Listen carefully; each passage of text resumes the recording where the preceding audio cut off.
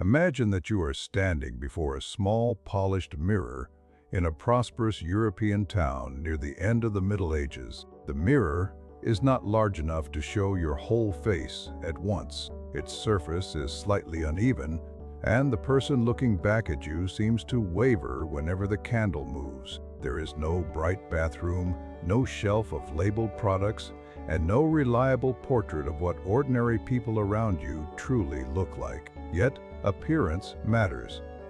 It matters when you enter church or bargain in the market. It matters when your family discusses marriage, when a wealthy patron receives you, and when strangers judge you before you have spoken. The world reflected in that little mirror is not a single world. It stretches across centuries, kingdoms, climates, languages, religions, and social classes. A farmer in northern England did not follow the same rules as a silk merchant in Florence. A Burgundian noblewoman, a Parisian washerwoman, and a Christian woman living among Islamic and Jewish traditions also inhabited different visual worlds. They did not use the same ingredients, wear the same colors, cover their hair in the same way, or admire the same face. The phrase medieval beauty standards can therefore be misleading. It suggests one stable ideal, when the surviving evidence reveals many ideals that overlapped,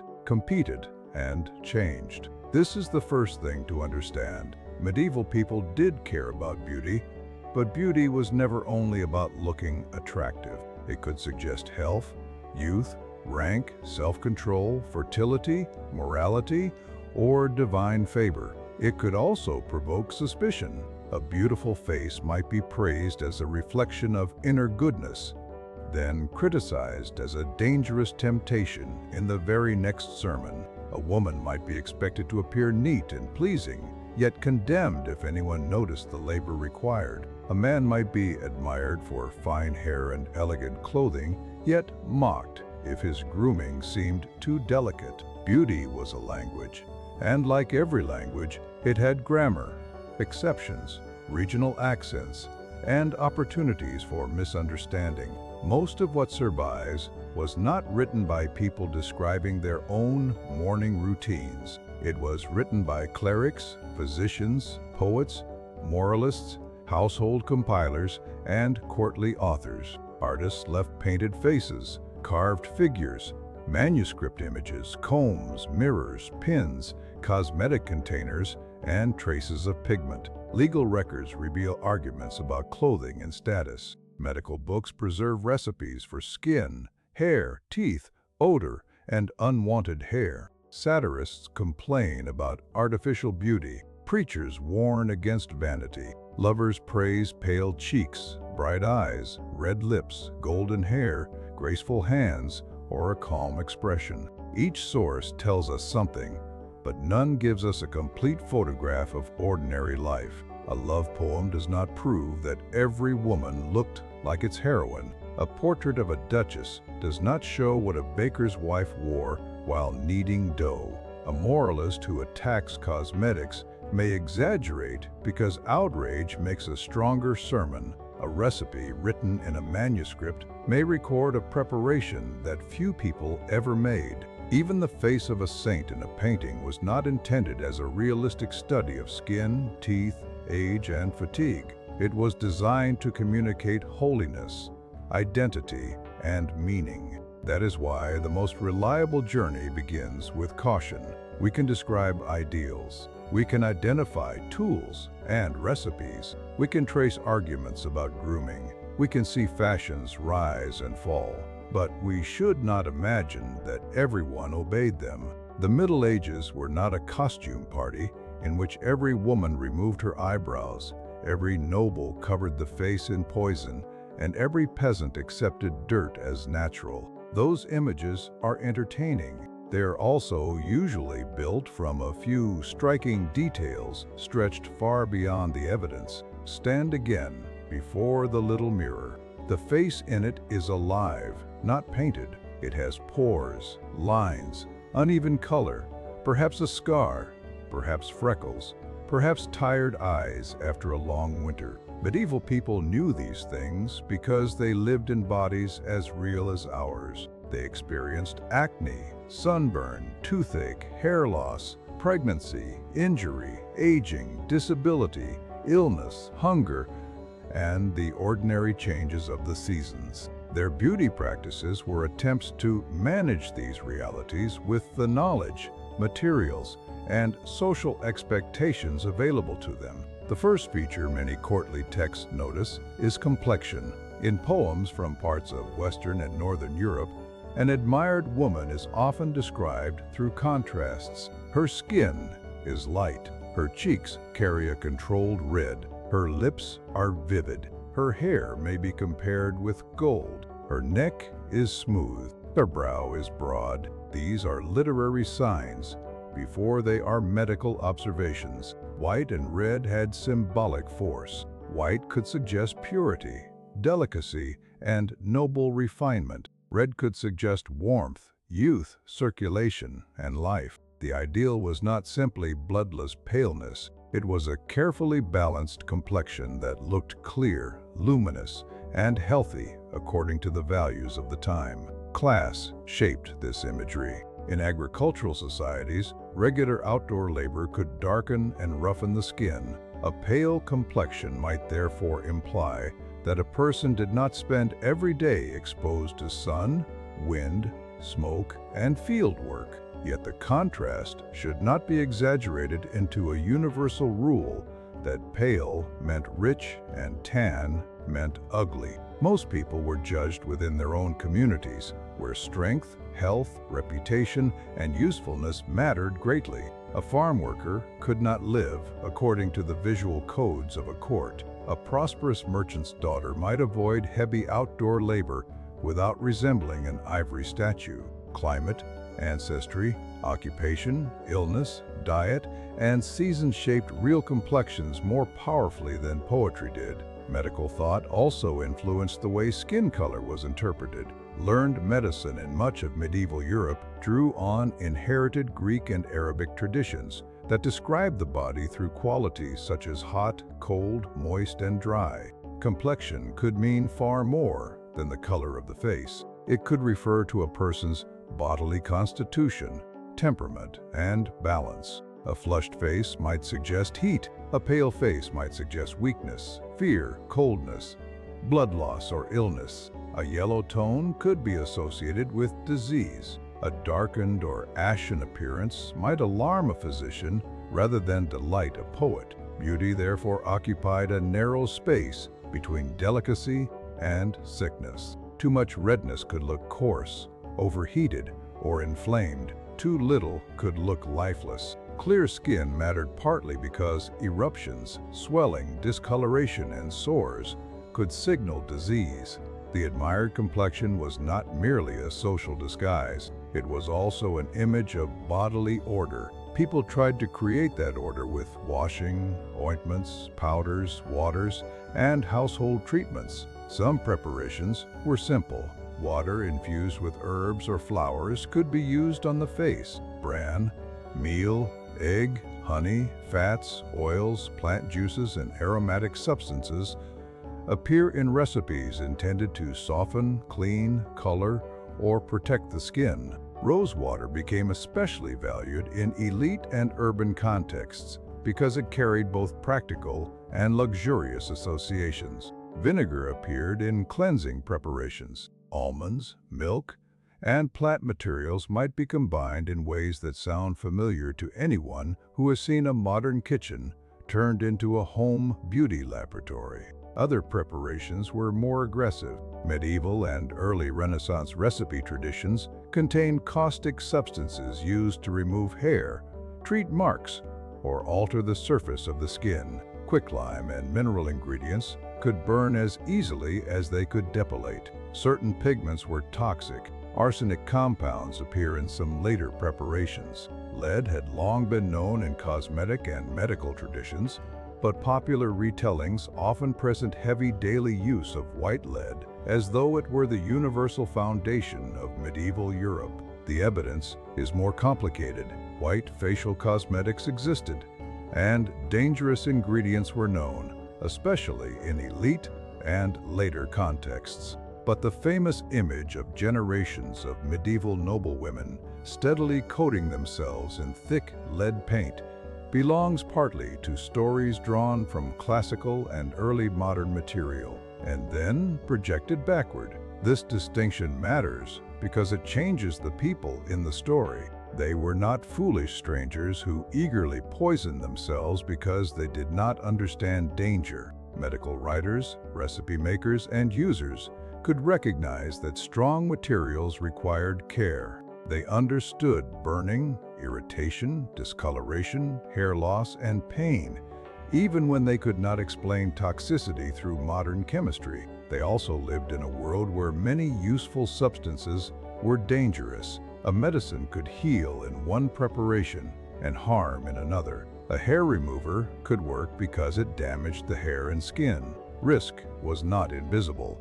It was negotiated. The same is true of red color for cheeks and lips. Plant juices, red earth pigments, and manufactured colors could provide a blush. Yet visible makeup carried moral and social risks. A woman who appeared naturally fresh might be praised. A woman accused of painting herself could be criticized for deception, vanity, sexual display, or imitation of a lower status entertainer or sex worker. The line between acceptable grooming and sinful disguise depended on who was judging, what was visible, where the woman stood in society, and whether the critic already disliked her. This produced one of the oldest beauty paradoxes in history. You were expected to look cared for without appearing to care too much. The work had to disappear. Skin should seem clear by nature. Hair should appear orderly without announcing the hours required. Clothing should fit the occasion without looking desperate for attention. The successful result was not necessarily an artificial face. It was the impression that discipline, health, status, and grace had settled upon the body without effort. Mirrors made that effort possible, but they were not the large, bright objects modern people know. Small mirrors of polished metal had existed for centuries. Glass mirrors became increasingly available in later medieval Europe, though clear, high-quality examples remained costly. A mirror might be kept in a decorated case, carried as a valued possession, or listed with combs and grooming objects. Its very presence could attract criticism. Moral writers sometimes treated the mirror as an instrument of vanity, especially when associated with women. Yet a mirror was also practical. It helped with hair, veils, shaving, skin treatment, and the detection of dirt, wounds, or illness. Combs were even more ordinary and important. They appear in many materials, from simple wood and bone to ivory and decorated luxury pieces. Fine teeth could help remove lice and debris. Wider teeth could arrange hair. Combing was grooming, hygiene, social preparation, and sometimes an intimate act performed between relatives, servants, or friends. A comb reveals a more grounded medieval beauty world than the dramatic poison stories do. It shows repetitive care. Hair tangles, dust gathers, parasites appear. People respond with tools. Bathing belonged to that same world of practical care. The idea that medieval Europeans almost never bathed is one of the most persistent myths about the period. Practices varied, and access to water, fuel, privacy, health, and facilities mattered. Full immersion every morning was not the norm. Neither was complete avoidance of washing. People washed hands and faces. They cleaned local areas of the body. Wealthy households used basins, cloths, scented water, and heated water. Towns in many regions had bathhouses, particularly during parts of the Central and later Middle Ages. Monastic rules, medical advice, urban regulation, and household records all show that bathing existed. A bath required labor. Water had to be carried. Fuel had to heat it. A tub had to be prepared. Servants or family members might be involved. In a crowded household, privacy could be limited. Public bathhouses offered access, but also attracted concern about sexuality, disorder, disease, and reputation. Their fortunes changed across time and place. The result was not a simple line from clean antiquity to dirty medieval Europe and back to cleanliness. It was a shifting culture in which people balanced comfort, cost, morality, medical belief, and available infrastructure. Washing clothing was often as important as washing skin. Linen worn near the body absorbed sweat and oils. It could be laundered more readily than expensive wool, silk, fur, or decorated outer garments. A person who changed and cleaned linen could manage odor and skin comfort without immersing the whole body every day. Laundry itself was hard work involving water, soap, or alkaline substances, beating, rinsing, drying, and seasonal conditions. Cleanliness was therefore connected to labor, often women's labor, which is one reason grand discussions of beauty can hide the workers who made a polished appearance possible. Soap was known.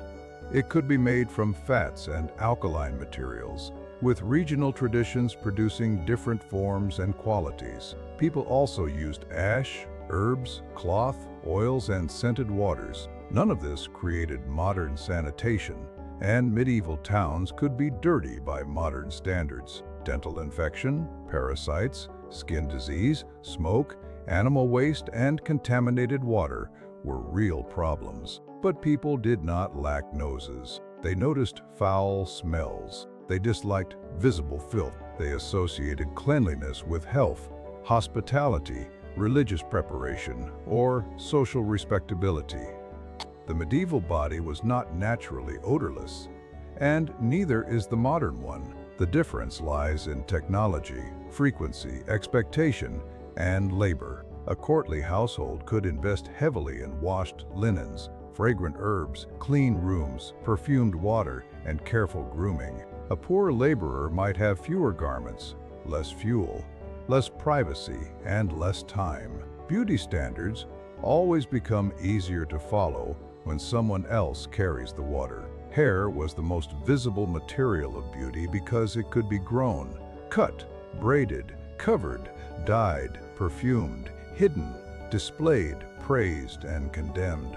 It could signal age, marriage, religious status, ethnicity, region, wealth, grief, disgrace, and sexual availability. A strand of hair was never just a strand of hair. Once society began reading meaning into it. Courtly poetry from parts of Western Europe often admired fair or golden hair, especially in descriptions of young women. The image had literary power. Gold suggested brightness, rarity, and value. Light hair could be associated with youth or radiance. Yet this did not mean that everyone in medieval Europe preferred one color, or that dark hair was universally undesirable. In Mediterranean regions, darker hair was ordinary and could be praised. In Byzantine and Islamic artistic and literary traditions, beauty could be described through different combinations of dark eyes, dark hair, luminous skin, and balanced features. Trade, conquest, pilgrimage, migration, and multilingual courts constantly exposed people to more than one visual ideal. The admired quality was often not color alone, but condition. Hair that appeared thick, clean, glossy, and carefully arranged suggested health and resources. Hair that was tangled, broken, infested, or falling out could suggest illness, poverty, mourning, age, punishment, or neglect. A comb, oil, cloth, cap, braid, or veil transformed not only appearance, but social meaning. Hair lightening recipes did circulate. Plant materials, alkaline substances, sunlight, and mixtures preserved in medical or household traditions could alter color. Some preparations may have produced modest changes. Others risked drying, burning, or damaging the hair and scalp. Later, Italian beauty culture became famous for techniques that exposed treated hair to sunlight while protecting parts of the face. Popular histories often gather these practices together and call them medieval, even when the strongest evidence belongs to the border between the late Middle Ages and Renaissance. The boundary itself was not sharp, but dates still matter. A fashion visible in a wealthy Italian city near the end of the 15th century should not be placed automatically in an English village 300 years earlier. Hair covering varied just as widely. Married women in many Christian communities were expected or encouraged to cover their hair in public, especially in formal and religious settings. The meanings included modesty, respectability, marital status, custom, and fashion. Yet the actual forms changed. Veils, caps, kerchiefs, wimples, nets, hoods, and elaborate court headdresses could all appear. Covering did not necessarily erase beauty. It redirected attention toward fabric, shape, color, ornament, and the controlled glimpse of hair at the temple or forehead. A simple linen covering might be practical. It kept hair out of food and work. It protected against smoke, dust, and tangles. It helped manage hair when water, time, and private space were limited. A costly headdress did something else. It announced that a household could afford fine fabric, skilled labor, pins, starching, embroidery, metalwork, jewels, and the time required to assemble the result. The famous tall, pointed hennin belonged to a specific late medieval courtly world, especially associated with elite fashion in parts of France and Burgundy. It was not the daily hat of every medieval woman. It appears so often in modern imagination because its shape is instantly recognizable. One cone and a trailing veil can make almost any illustration look medieval, but real headwear came in a far wider variety, and even fashionable aristocrats did not spend the entire period balancing towers on their heads. Height and structure could enhance status because impractical clothing demonstrated freedom from certain kinds of labor. A large headdress required careful movement, space, assistance, and protection from weather. It could turn the body into architecture. The wearer entered a room before the rest of her seemed to arrive. Moralists complained about such fashions because conspicuous shape, expense, and novelty challenged ideals of humility. Their complaints tell us that some people wore the fashion, not that everyone did. The forehead is one of the best examples of a real trend transformed into a universal myth. In elite art from parts of late medieval Europe, women are often shown with broad, high, smooth foreheads. Research on grooming and depilation supports the conclusion that some aristocratic women manipulated hairlines and brows to create this effect. Hair might be plucked at the front. Eyebrows might be thinned or shaped. The ideal did not always require complete removal, and the practice was not timeless or universal. A high brow could contribute to an elongated, refined face. It worked with veils, structured headdresses, and artistic conventions. The late medieval courtly body was often lengthened visually. Clothing created vertical lines, sleeves trailed, shoes extended, necks appeared slender. A raised hairline fit this larger design. The methods described in surviving texts range from simple tweezing to preparations capable of removing hair chemically. Some contain harsh substances. Their existence does not prove that every reader used them or that users applied them without knowledge of discomfort. Anyone who has ever removed hair by pulling or caustic treatment knows that the body provides immediate information. Burning is difficult to misunderstand. Why endure it? Because grooming can communicate belonging. A person at court is surrounded by other people, trained to notice small signals. A sleeve, veil, pin, brow, or hem could reveal who followed current fashion. These details could also suggest who was provincial, wealthy, careless, or trying to rise. Fashion works by making tiny differences feel enormous. Men lived inside this system too. Male beauty standards shifted repeatedly across the medieval centuries.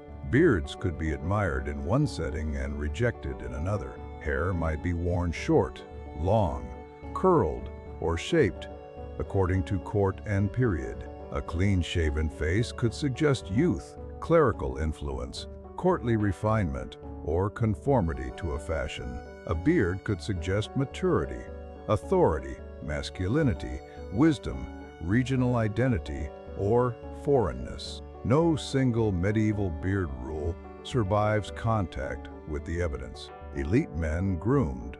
They washed, combed, shaved, trimmed, perfumed, selected clothing, and worried about presentation. Barbers did more than cut hair. In towns, they might shave faces, treat minor conditions, perform procedures, and serve as social centers where information traveled. A careful shave required a sharp blade, warm water if available, light, time, and trust. A small movement at the wrong moment could turn refinement into a memorable scar. Courtly literature often praised male proportion, bearing, youth, and grace. An admired knight was not simply a wall of muscle. He might be described as tall, well-formed, broad enough to appear capable, slender enough to appear noble, and controlled in movement. Strength mattered because warfare, riding, hunting, and display mattered, but raw laboring strength did not carry the same social meaning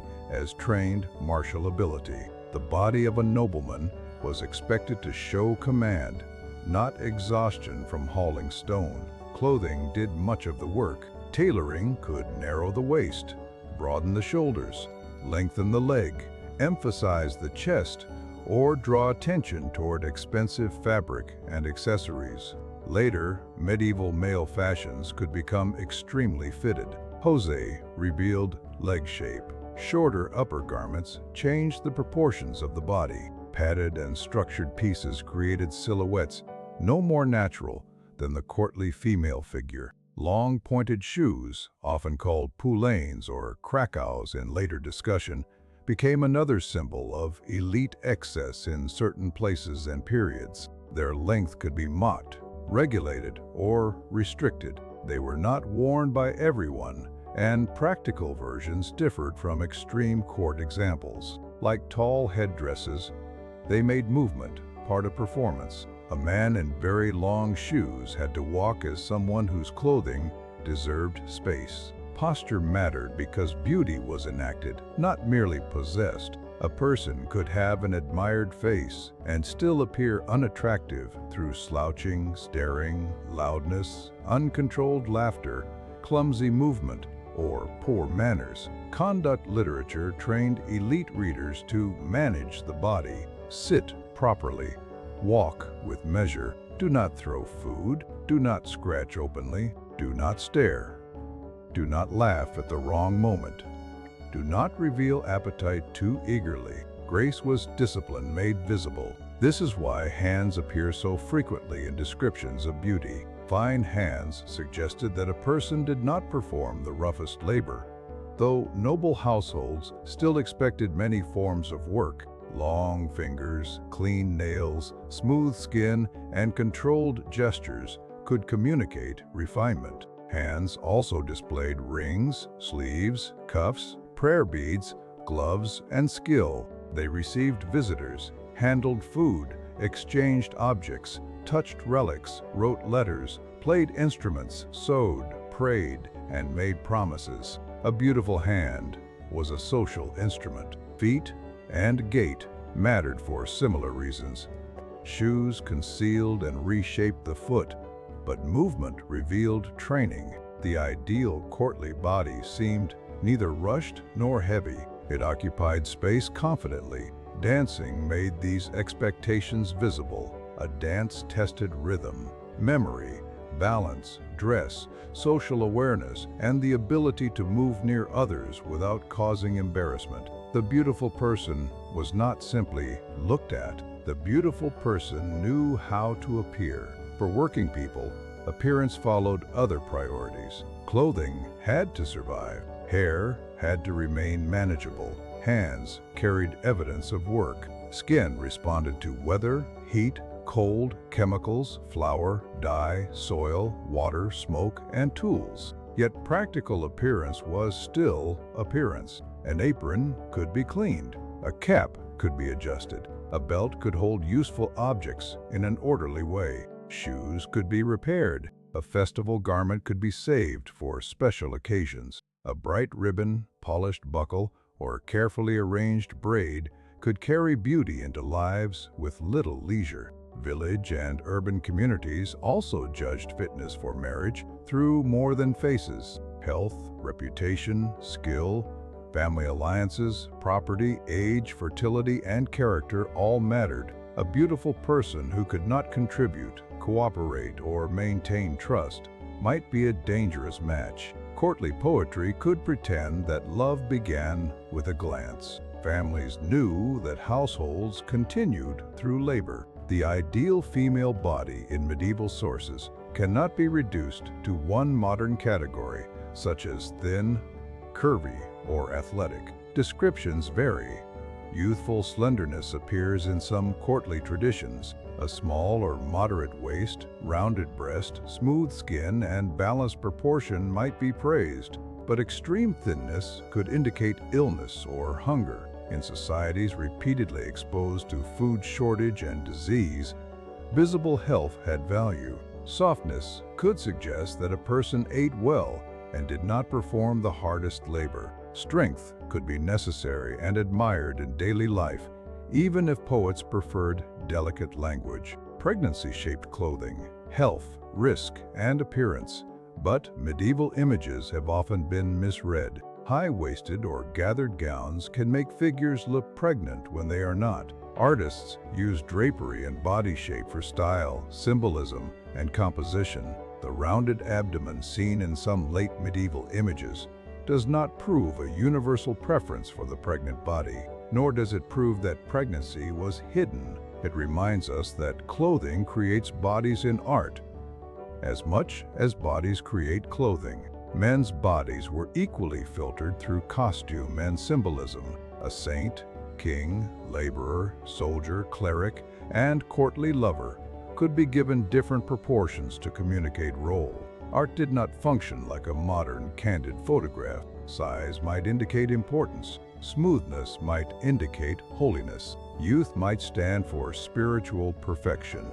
Beauty in an image belonged to a visual argument. Age complicated every ideal. Youth was associated with smooth skin, abundant hair, bright eyes, straight posture, and reproductive possibility. These associations were powerful, but medieval society did not simply discard older people as unattractive.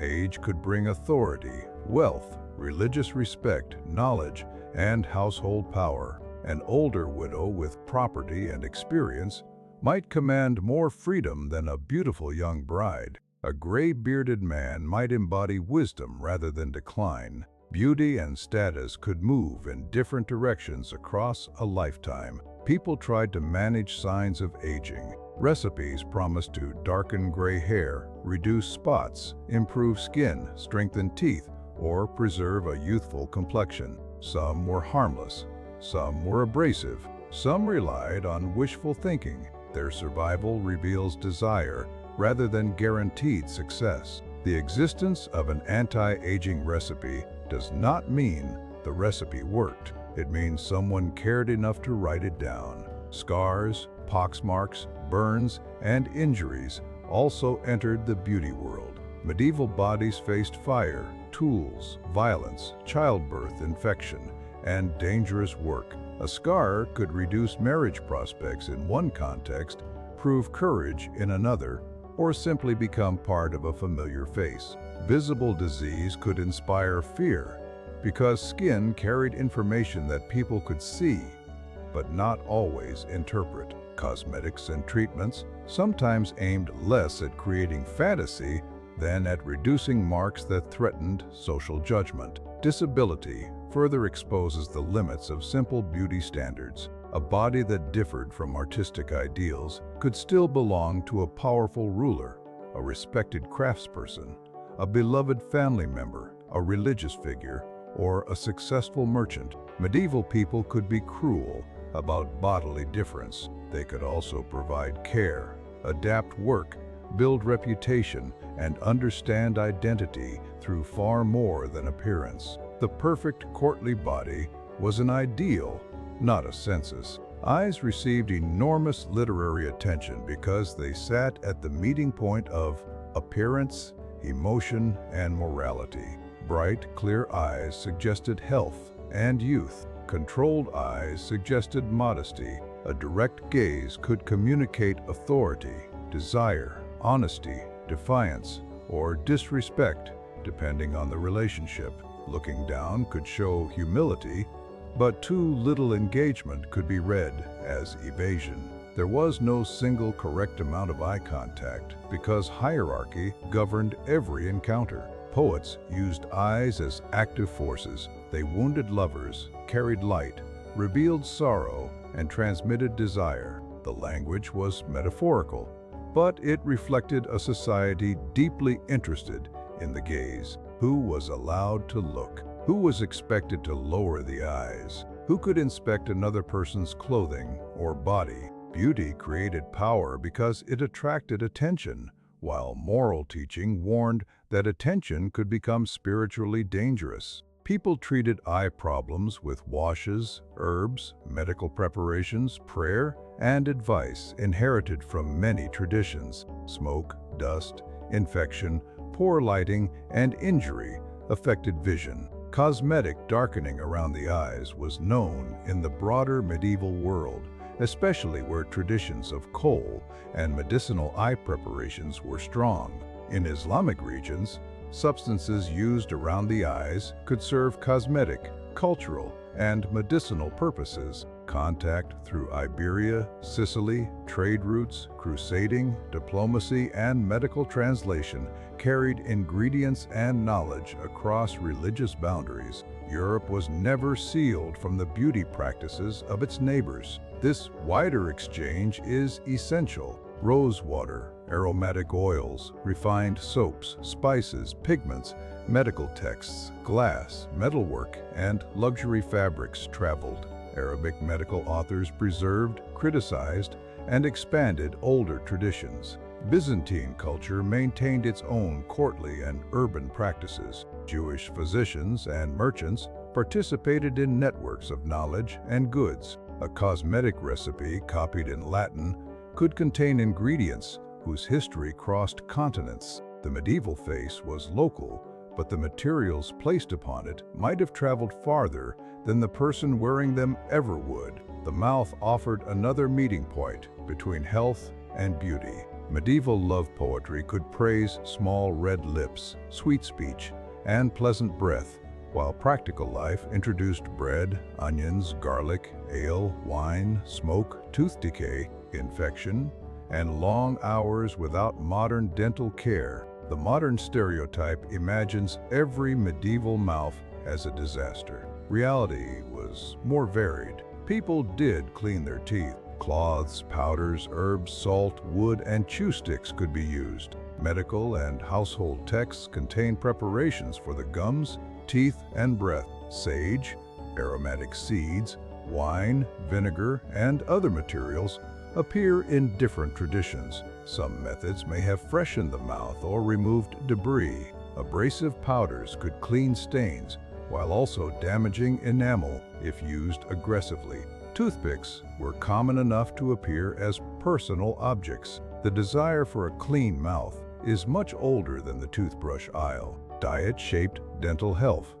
Before the large-scale availability of refined sugar in much of Europe, some populations may have experienced less of the particular decay associated with later high-sugar diets. That does not mean medieval teeth were good. Coarse particles in food could wear them down. Starch still fed oral bacteria. Abscesses, gum disease, broken teeth, and infection could cause severe suffering. Wealth could improve access to treatment and varied food, but luxury diets later introduced greater exposure to sugar for elites. Dental treatment was limited and often painful. Teeth might be removed when they became unbearable, Practitioners used tools, experience, and courage rather than modern anesthesia. A missing tooth did not make someone unique. It made them part of a population in which the mouth recorded age, diet, labor, and disease.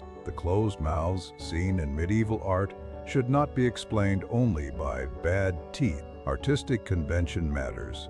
Sacred, noble, and courtly figures were often shown with controlled expressions because composure communicated status and spiritual order. A wide open grin could belong to a fool, demon, grotesque, laboring figure, or comic scene.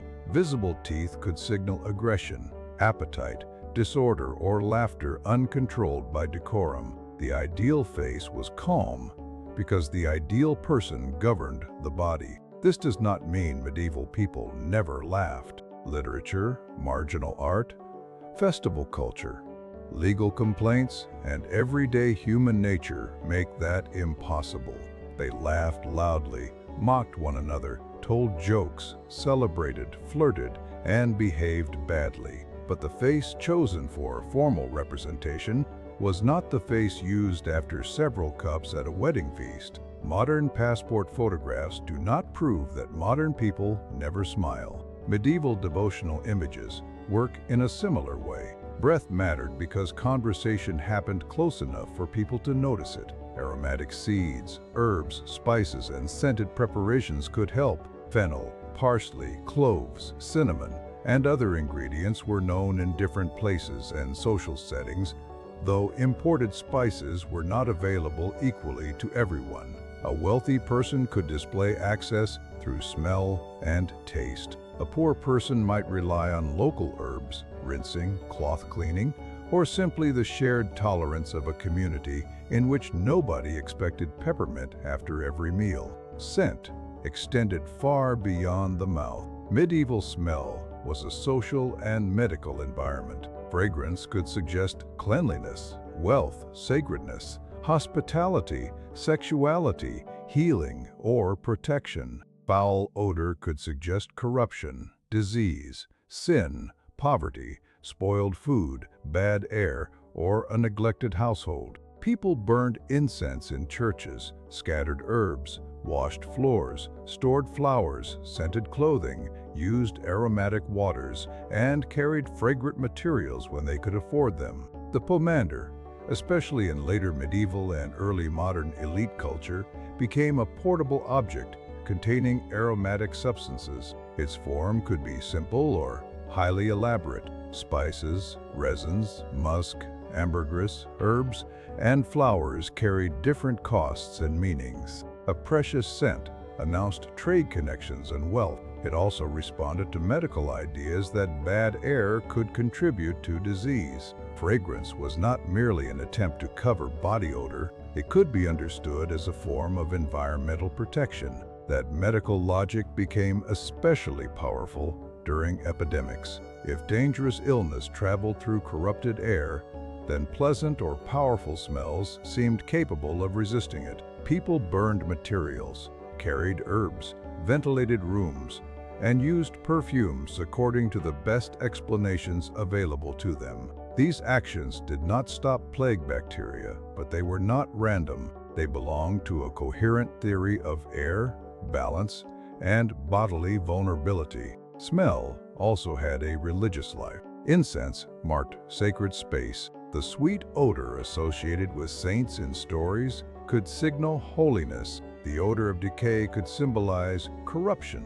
Flowers surrounding shrines or bodies carried emotional and spiritual meaning. Beauty reached the nose as well as the eye. The most expensive fragrances depended on distant commerce. Musk came through animal products and trade routes. Ambergris came from the sea and moved through luxury markets. Frankincense, myrrh, spices, and aromatic woods crossed long distances. A courtly body could therefore smell like geography. Its fragrance connected ports, caravans, merchants, animals, forests, and oceans. Ordinary people had their own scented world. Lavender, rosemary, sage, mint, thyme, roses, and many other plants could be grown or gathered according to region. Dried herbs could be placed among linens. Rushes and plant materials could freshen interiors, though the popular image of filthy floors concealed beneath endlessly rotting rushes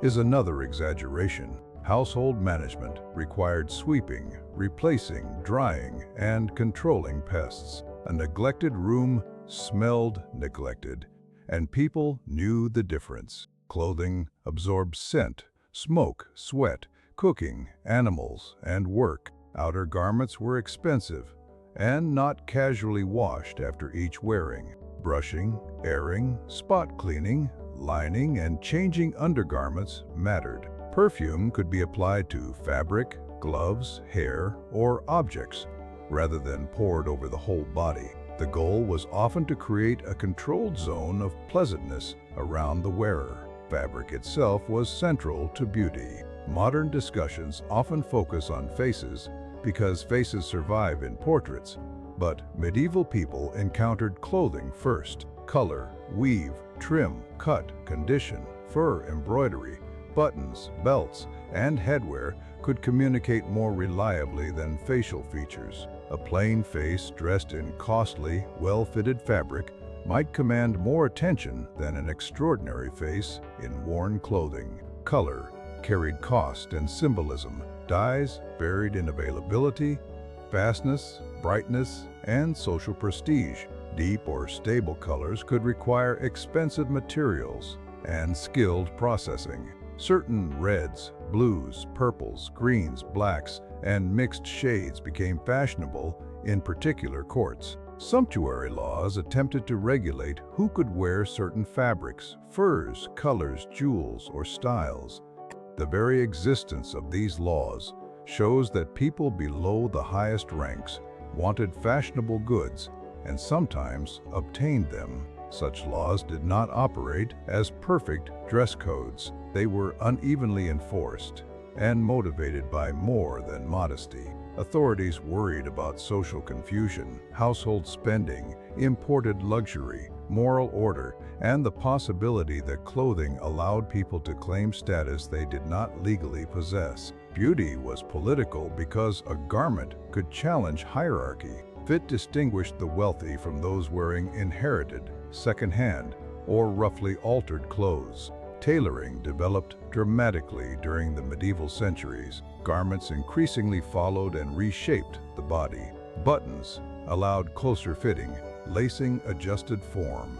Panels and seams created silhouettes. Fashion became more visibly changeable in many elite and urban settings, and rapid change gave moralists more opportunities to complain. Women's clothing did not depend on the later rigid corset, though lacing and supportive garments could shape the torso. The idea that medieval women routinely crushed their waists in modern-style corsets is anachronistic. Dresses, undergarments, belts, and cut created form without requiring the same technology or silhouette associated with later centuries. The placement of the waist changed. Sleeves widened or narrowed. Necklines rose and fell. Trains lengthened. Side openings, fitted bodices, layered garments, and decorative edges transformed the body. A fashionable outline could make a person appear taller, more slender, broader, or more curved without changing the body underneath. Men's fashion could be equally dramatic. Short garments exposed fitted legs. Sleeves became expressive. Hoods grew elaborate extensions. Shoes lengthened. Padded shoulders and carefully shaped upper garments altered proportion. Moral outrage did not belong only to women's dress. Clerics criticized men for vanity, effeminacy, extravagance, and clothing that revealed too much. The concept of modesty was therefore unstable. It depended on gender, rank, context, and change. A neckline accepted at one court could scandalize another observer. A head covering considered respectable in one generation could appear old-fashioned in the next. Moralists often treated novelty itself as evidence of corruption. Fashion insisted on making the old rules visible by breaking them. Jewelry added brightness and meaning. Rings, brooches, girdle fittings, pendants, beads, pearls, metal mounts, and gemstones could display wealth, devotion, family ties, office, or love. Some objects were believed to possess medical or protective properties. A stone might be chosen not only for color but for its supposed effect on the body or spirit. Pearls suited ideals of purity and light. Gold reflected wealth and sacred splendor. Colored stones attracted stories about virtue, protection, poison detection, childbirth, memory, courage, or chastity. The line between ornament and medicine was not always firm. Wearing beauty could also mean wearing hope. Hands became stages for rings. Belts became stages for decorated objects. Clothing could carry prayer beads. Purses, keys, knives, seals, mirrors, combs, and containers. The beautiful body was surrounded by tools. Some were practical, some were symbolic, most were both. Nails appear less often in grand descriptions, yet they mattered. Clean, trimmed nails suggested care. Hands stained by dyes, soil, soot, metal, food, or medicine revealed occupation. A laboring body could not always hide what it did. Elite beauty depended partly on separating the visible person from the visible signs of necessary work. That separation was never complete. Noble women managed households, sewed, supervised servants, traveled, gave birth, nursed relatives, handled documents, and faced physical hardship.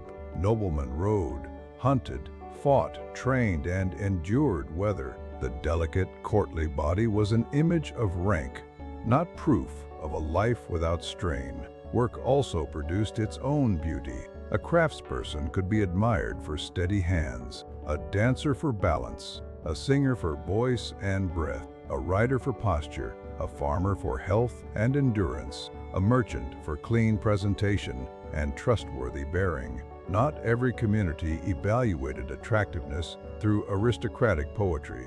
Marriage records rarely provide a direct list of facial preferences because marriage involved property, kinship, consent, labor, and strategy. Attraction still existed. Songs, stories, accusations, letters, and court cases revealed desire. But people did not choose partners in a marketplace of faces detached from family and livelihood. Beauty could open a conversation. It could not guarantee a good household. A woman praised for beauty might gain opportunities while also facing greater scrutiny. Her sexuality could become a subject of rumor. Her clothing could be interpreted as invitation. Her success could be blamed on seduction rather than intelligence. A beautiful poor woman could be vulnerable to exploitation by powerful men. Beauty was not simple privilege when legal and economic protection was weak. A man praised for looks could also be treated with suspicion if he seemed vain, idle, or morally unstable. Courtly charm required discipline. The ideal man controlled appetite, speech, anger, and desire. A handsome face attached to cowardice or dishonor became contemptible in literature because inner failure destroyed outer form. This connection between appearance and character came from older traditions and remained powerful. Physiognomic ideas claimed that the body could reveal temperament or morality. The shape of the face, eyes, nose, skin, movement, and other features might be interpreted as signs. Such systems were inconsistent, culturally biased, and often used to justify prejudice. Yet they mattered because people wanted visible bodies to tell reliable stories.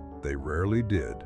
A calm face could hide anger. A scarred face could belong to a gentle person. A beautiful person could behave cruelly. Medieval writers knew this contradiction. That is why beauty appears so often as both truth and deception. The face might reflect the soul, or it might become the soul's most convincing disguise. This uncertainty gave moral teaching much of its energy. Christian writers did not agree that beauty was evil. creation itself could be described as ordered and beautiful. The human body could reflect divine craftsmanship. Sacred art depended on visual splendor. Churches used gold, color, stone, glass, cloth, music, and incense to direct attention toward holy realities. Beauty could lift the mind.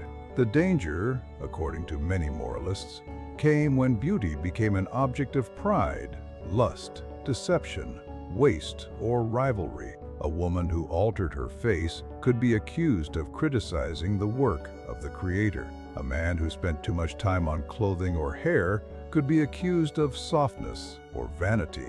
Yet the same society expected people to dress appropriately for rank, office, marriage, worship, and ceremony. Refusing all care could appear disrespectful, disorderly, or socially disruptive. The problem was not solved by simply avoiding adornment. A queen had to look like a queen. A bishop required vestments. A bride dressed for a public sacrament and family alliance. A merchant needed to appear credible. A servant representing a great household wore its identity. Splendor could support hierarchy and sacred order when authorities approved of it. Criticism fell most heavily on adornment that seemed to cross boundaries, too costly for one's rank, too sexually suggestive for one's status, too new, too foreign, too masculine, too feminine, too difficult to classify. Fashion turned the body into a debate about where each person belonged. Women carried a disproportionate burden in these debates. Authors repeatedly treated the female body as a source of temptation, while making women responsible for controlling the response of male viewers. Cosmetics became evidence of female deceit. Clothing became evidence of sexual intention. Hair became dangerous when visible and vain, when elaborately covered. The standards could contradict one another because contradiction kept judgment available. Real women did not simply obey these texts. They negotiated them. They wore fashionable dress while presenting it as appropriate to family status. They used recipes labeled medicinal to improve appearance. They covered hair with expensive fabric. They gave jewelry religious meanings. They used gifts, inheritance, household production, secondhand markets, and alteration to participate in style. Men also used moral language strategically. A rival's clothing could be called effeminate. A foreign style could be condemned as corrupt. A political enemy's luxury could become proof that he lacked discipline. The body supplied easy propaganda because everyone could understand a criticism of excess without seeing the account books. The association between beauty and sin becomes especially clear in stories of seduction. Literature often presents an attractive body as a test. The virtuous viewer must interpret correctly and resist disorderly desire. At the same time, courtly love literature builds entire emotional worlds around the contemplation of beauty. The lover sees a face, hair, eyes, movement, or clothing and loses control. The story then explores whether this loss ennobles, humiliates, disciplines, or destroys him. Such literature was not a documentary of dating. It offered fantasy, performance, education, and entertainment. It taught audiences how to speak about desire. It also gave beauty a vocabulary. White, red, gold, bright, clear, smooth, slender, straight, soft, and fresh became repeated signs. Repetition made them feel natural even when actual bodies were far more diverse. Poetry exaggerated. A beloved woman's skin could be whiter than snow, her lips redder than roses, her hair brighter than gold, and her teeth more regular than pearls. No living person needed to match the comparison. The point was intensity. Modern advertising also creates faces that do not exist outside lighting, selection, editing, and repetition. Medieval poetry performed a similar transformation with words. Sacred literature used some of the same language. The Virgin Mary and female saints could be described or depicted with idealized beauty because bodily perfection supported spiritual meaning, yet their beauty was protected from ordinary sexuality by holiness. This allowed artists to present luminous skin, fine hair, elegant proportion, and rich clothing without framing the image as vanity. The result could influence secular expectations. Viewers learned to associate certain visual features with purity and goodness, but the influence moved both ways. Artists used familiar courtly beauty to make sacred figures emotionally accessible. The holy face and the fashionable face borrowed from one another. Artistic materials also shaped appearance. Pale flesh in a manuscript or panel painting depended on available pigments, workshop practice, surface, aging, and restoration. A red cheek could be part of a painting system rather than evidence of actual makeup.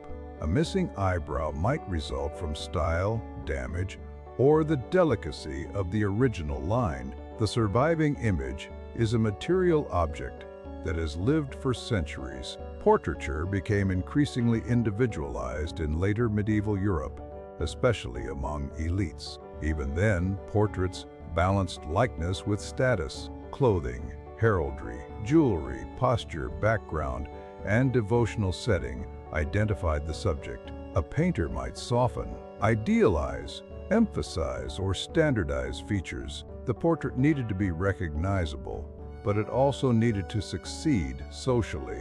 A marriage portrait could travel before the prospective bride or groom. Its purpose was not romantic honesty alone. It represented a family, alliance, and political possibility. An unflattering likeness could damage negotiations. An unrealistically flattering one could create disappointment. Painters and patrons worked within that tension long before photography and profile pictures. Beauty could therefore move through networks without the body. A verbal description, portrait, seal, reputation, or poem might arrive first. The actual meeting tested the image. Medieval people knew that representation could deceive, which is one reason stories enjoy the moment when hidden identity is revealed. Markets supplied the physical ingredients of grooming. An urban buyer might find combs, pins, ribbons, cloth, soap, oils, herbs, pigments,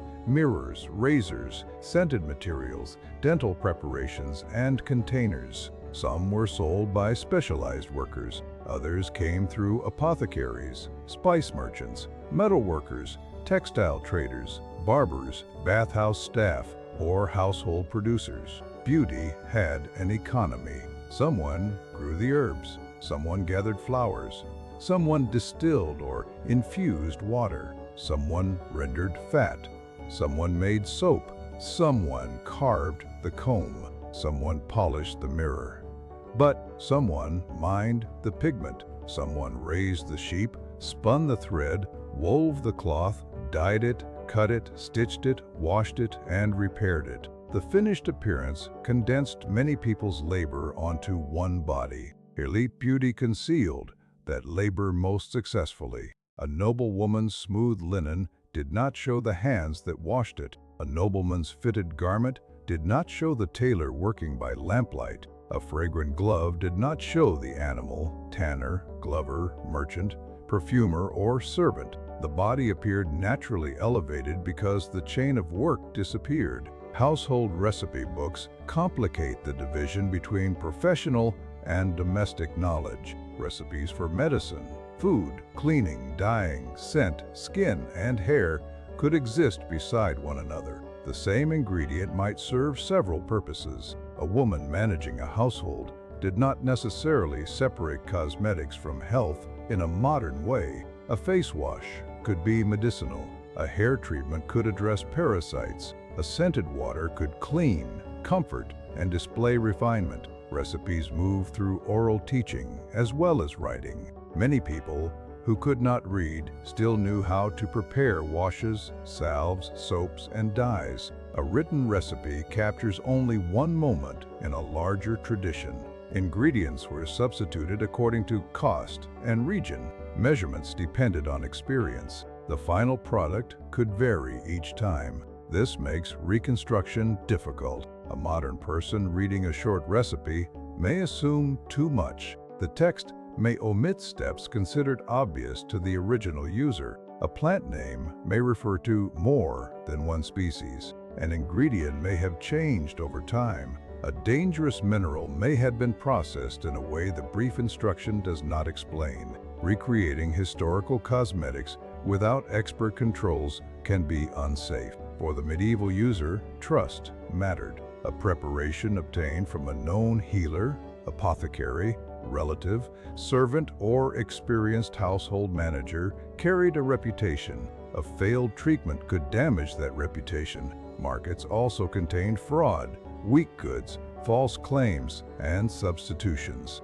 The promise that one product could whiten, soften, remove marks, grow hair, and restore youth was no more reliable then than it would be now. Satire loved the gap between promise and result. Writers mocked women who applied layers of substances, men who curled hair, old people who tried to appear young, and social climbers dressed above their station. The jokes reveal cruelty as well as observation. Aging bodies and women's bodies were particularly easy targets. Humor helped enforce boundaries by making the person who crossed them ridiculous. Older women faced a difficult position. They might be criticized for neglect if they withdrew from appearance, then mocked for vanity if they continued to dress fashionably. Widows were expected to perform grief and respectability, but wealthy widows could control property and clothing with greater independence than younger married women. Age reduced one kind of social power while increasing another. Young women faced intense scrutiny because beauty affected marriage and family reputation. Their clothing, hair, movement, speech, and companionship could become public evidence. The ideal of modest youth required visibility and concealment at once. A prospective bride had to be seen, but not appear eager to be seen. Men's age was judged differently, but not gently. Youth could suggest beauty and energy, while also implying inexperience. Mature masculinity required authority, resources, and self-command. Gray hair could be honorable, but weakness, tooth loss, trembling, or visible decline threatened the performance of power. Kings and nobles were not free from the body. Court ceremony simply gave them more ways to manage it. Illness could temporarily reorder beauty. A person recovering from fever might be pale, thin, weak, and changed. Family members cared for hair, skin, linen, and smell as parts of nursing. Clean bedding, washing, combing, and fresh clothing restored dignity even when medicine could not restore health. Death created its own final appearance. Bodies might be washed, arranged, clothed, wrapped, watched, and displayed according to status and custom. The face became an object of memory. Beauty at death could be interpreted as holiness or peaceful passage. Corruption reminded viewers of mortality. The boundary between cosmetic care and funerary care was not absolute, because both attempted to present the body meaningfully before a community. Relics created a different relationship with the holy body. Fragments, bones, hair, clothing, and objects associated with saints could be housed in elaborate containers. Gold, gems, enamel, and crystal transformed bodily remains into radiant presences. The contrast between fragile flesh and precious covering expressed a medieval conviction that visible beauty could point beyond decay. Daily beauty was less exalted but equally concerned with time. A clean collar would soil, braids would loosen, scent would fade, skin would change in weather, a garment would wear at the elbow. The work had to be repeated. Beauty was not a state achieved once. It was maintenance. Morning routines depended on household structure. A wealthy woman might be assisted by servants who brought water, arranged hair, prepared clothing, fastened garments, and managed jewelry. A merchant's wife might combine grooming with directing apprentices, children, food, accounts, and shop work. A peasant woman might wash quickly, cover her hair, dress for labor, and save decorative effort for church, market, courtship, or festival. Men's routines also varied. A cleric's tonsure required maintenance. A courtier might shave and dress with assistance. A craftsmaster needed clothing that balanced status and work. A traveler cared about dust, weather, security, and the condition of garments. A soldier's appearance involved equipment, hair, beard, wounds, and the demands of command. Beauty was therefore shaped by the clock. Sunday differed from harvest day.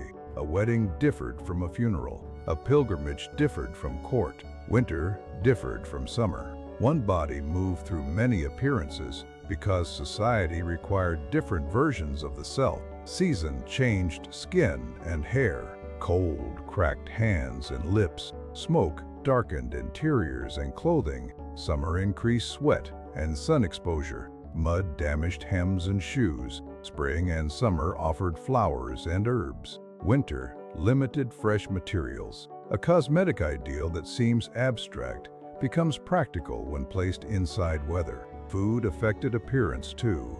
Adequate nutrition supported hair, skin, teeth, growth, and energy. Famine damaged them.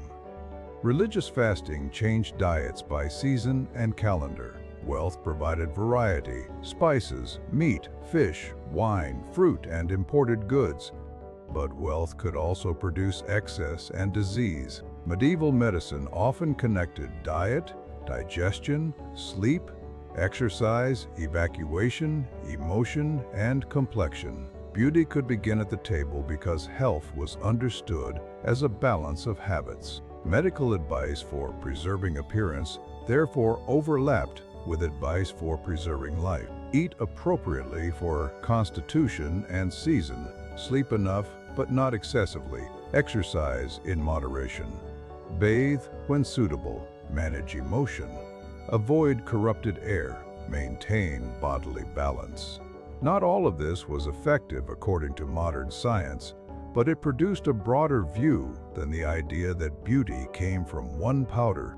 Pregnancy and childbirth tested every claim of bodily control. They changed skin, hair, shape, sleep, appetite, mobility, and risk. Postpartum recovery depended on care, food, status, and luck. Beauty manuals could promise restoration, but the household knew that survival mattered more than complexion. Menstruation was interpreted through medical theories that modern medicine rejects, yet it was connected to ideas about female health and color. A woman's pallor or flush might be read through reproductive assumptions. Because learned medicine described female bodies through male-authored systems, ordinary women often relied on female networks of experience for practical knowledge. These networks rarely left full records. Midwives, mothers, servants, bath attendants, healers, laundresses, and neighbors handled bodies directly. They recognized patterns. They knew which ointment irritated, which comb worked, which cloth softened, which herb smelled pleasant, and which recipe failed. Their knowledge formed the hidden foundation of medieval beauty culture. The surviving written record favors the person who could write, commission, preach, paint, or preserve. The daily expert often disappears. Every polished appearance, therefore, invites another question. Whose knowledge made it possible, and why was that person's name not recorded? The question of whose face counted as beautiful also leads beyond Western European courts. Medieval Europe was ethnically, religiously, and culturally diverse. Jews lived in towns and regions across the continent. Muslims ruled or inhabited parts of Iberia and the Mediterranean. Byzantine cities connected Europe with the Eastern Mediterranean and Black Sea. Merchants, diplomats, enslaved people, pilgrims, soldiers, scholars, artisans, and refugees carried bodies and customs across borders. Ideas of color cannot be separated from this history. Medieval texts used color symbolically, medically, morally, geographically, and politically. Light and dark could represent purity and sin in one passage, climate and complexion in another, and social difference in another. These meanings did not form a simple modern racial system, but they contributed to histories of categorizing human difference. Praise of whiteness in courtly poetry should not be treated as a harmless, universal preference, without asking whose bodies were excluded or imagined as foreign. At the same time, the actual medieval world contained many complexions. Port cities made this visible. A market in Venice, Palermo, Constantinople, Seville, Alexandria, or another trading center could bring together people whose skin, hair, clothing, language, and grooming practices differed. Beauty ideals traveled through this contact, but so did prejudice. Islamic medical and cosmetic traditions were especially influential. Scholars working in Arabic inherited Greek material, developed new formulations, described hygiene, surgery, skin conditions, scent, and hair care, and transmitted knowledge through texts later translated into Latin. Urban bathing cultures in the Islamic world maintained facilities and social practices that impressed, attracted, or disturbed Christian observers depending on context. Andalusi cities became important points of exchange. So did Sicily and the Crusader states. Though exchange did not require peace, conflict carried goods and ideas as efficiently as friendship sometimes did.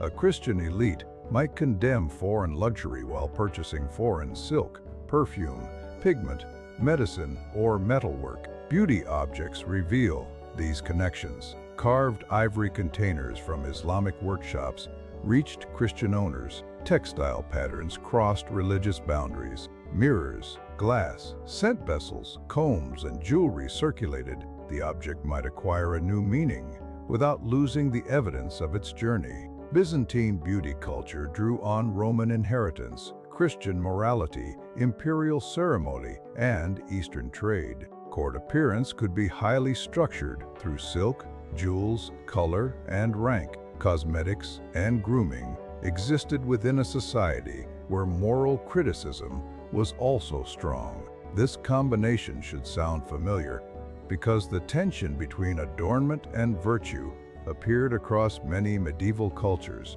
Jewish communities developed beauty practices within local environments and religious law. Married women's hair covering, bathing, marriage customs, household preparation, and festival clothing varied across regions. Jewish women and men participated in textile production, medicine, trade, and urban life, borrowing from neighbors while preserving communal distinctions. No border prevented people from noticing attractive strangers. Travel writing, romance, and epic repeatedly describe foreign beauty. Sometimes, difference becomes exotic fantasy. Sometimes, admired features are translated into the writer's familiar vocabulary. Sometimes, beauty is used to make a foreign character acceptable, while ugliness is used to justify hostility. Appearance becomes part of storytelling about civilization and otherness. The northern medieval world had its own practices. In Scandinavia and lands shaped by Norse culture, archaeological finds include combs, grooming tools, textiles, jewelry, and evidence of careful personal presentation. The older stereotype of permanently filthy northern warriors collapses when placed beside the abundance of combs and the importance of clothing and hair in identity. Across Eastern Europe, Slavic, Baltic, Steppe, Byzantine, Latin, Christian, Jewish, and Islamic influences met. Braids, head coverings, metal ornaments, embroidered clothing, facial hair, and body ideals belong to local histories that cannot be explained by a French court poem. Even within a single kingdom, town and countryside differed. Court fashion changed rapidly because elites competed visibly. Urban middling people imitated parts of it. Rural communities adopted selectively and slowly, often through festivals, marriage, secondhand clothing, or contact with employers and markets. A fashion did not spread like a command. It was translated into available materials. Imitation could be creative. An expensive silk veil might become a linen version. Gold ornament might become brass. A jewel might become colored glass. A court silhouette might be approximated through stitching rather than costly fabric. The desire to look current did not require exact copying. Secondhand markets were essential. Clothing survived owners, crossed class boundaries, and changed form. A noble garment could be given to a servant, sold, altered, cut down, relined, or divided.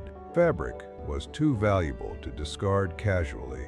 Beauty, therefore, carried memory. A sleeve might once have belonged to someone else. A brooch could outlive a marriage. A bed curtain could become clothing. A child's garment could be made from an adult's worn piece. Inheritance moved grooming objects as well. Combs, mirrors, jewelry, belts, cloth, scent containers, and clothing appear in wills and inventories because they had value.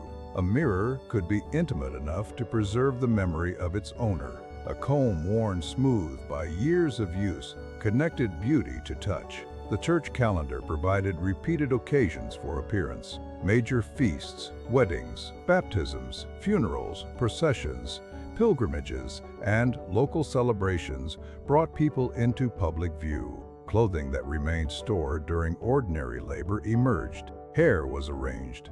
Garments were aired and repaired. Jewelry appeared. Community judgment intensified. Sunday dress was not only vanity, it respected worship, represented household honor, and created a visible pause in the work week. A clean garment and covered head could express dignity even when the wearer owned little. Poor people were not indifferent to appearance simply because resources were limited. Festivals also allowed temporary rule-breaking. Masks, costumes, dancing, inversion, and public play unsettled ordinary appearance. A person could become an animal, fool, saint, devil, king, or stranger. Authorities worried because altered appearance made hierarchy unstable. Beauty and ugliness became tools of performance. The grotesque was an important medieval category. Manuscript margins, carvings, drama, and festival culture teem with distorted faces, hybrid creatures, exaggerated bodies, and comic exposure. These images do not mean medieval people were obsessed only with ideal perfection. They enjoyed visual disorder. The grotesque could mock sin, release tension, entertain, frighten, or challenge boundaries. Ideas of ugliness were often cruelly attached to disability, age, poverty, disease, ethnicity, and moral failure. Physical difference could be used as shorthand for villainy. This tradition has a long afterlife, yet medieval stories also complicate it. A hideous stranger may reveal holiness. A beautiful figure may conceal danger. A wounded body may become sacred through suffering. Leprosy, or the range of conditions classified under that name, produced powerful fears about visible skin and social identity. People affected by disease could face exclusion, institutional care, religious interpretation, charity, and stigma. Their bodies stood outside beauty ideals, but they also became objects of moral responsibility. Care for the disfigured could demonstrate Christian virtue. Plague changed appearance quickly and violently. Swellings, fever, discoloration, weakness, and mass death overwhelmed cosmetic concerns. Repeated epidemics altered households, labor, wealth, clothing ownership, inheritance, and social mobility. A survivor might acquire goods, land, or wages after catastrophe, while carrying grief or scars. After demographic collapse, labor shortages in some regions improved bargaining power for workers.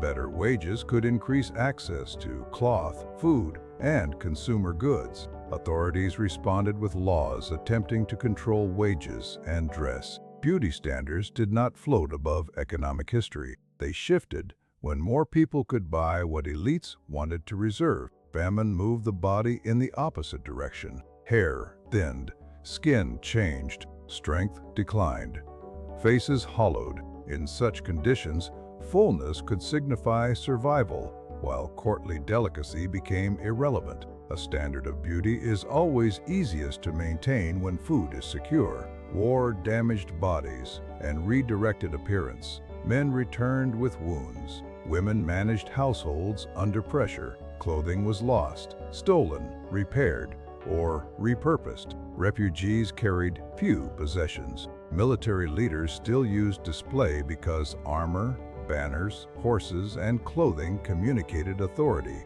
Beauty and violence stood beside one another. Armor itself shaped the admired male body. Polished equipment, decorated harness, fitted pieces, and a controlled seat on horseback created an image of martial elegance. The knight in literature shines because metal, cloth, horse, and movement form one spectacle. The body underneath could be sweaty, bruised, frightened, or exhausted. The image concealed cost. Tournament culture made this concealment public. Participants displayed heraldry, horses, clothing, skill, and wealth. Spectators evaluated courage and appearance together. A badly maintained piece of equipment could humiliate. A successful entrance could create reputation before the contest began. Women's tournament appearance also mattered. Elite spectators wore clothing that turned attendance into a social display.